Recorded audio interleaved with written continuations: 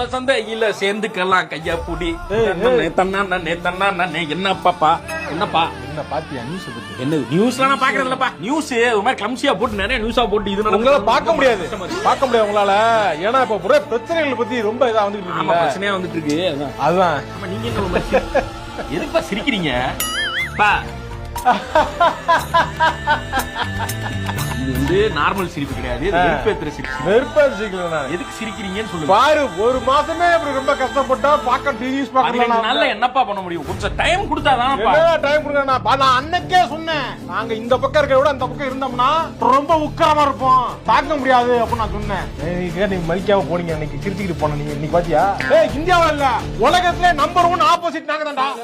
தெரியுமா உங்களுக்கு? மறந்துட்டா இது வேணா ஜெனரல் டாபிக் போய் அது ஃபேமிலி ஃபுல்லா தேவையில்லாம இழுத்து வந்துக்கிறீங்க. ஆப்போசிட் பண்ணாங்களா? பண்ண முடியாது.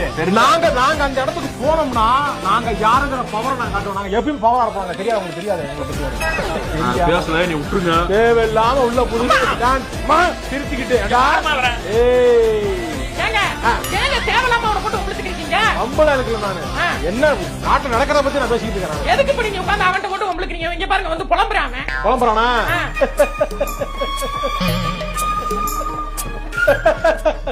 சிரிக்காதீங்கப்பா. வெறுப்பேத்தி சிரிக்காதீங்க. வெறுப்பேத்தி நான் சிரிக்கல. வெறுப்பேத்தி சிரிக்கிறது இல்ல.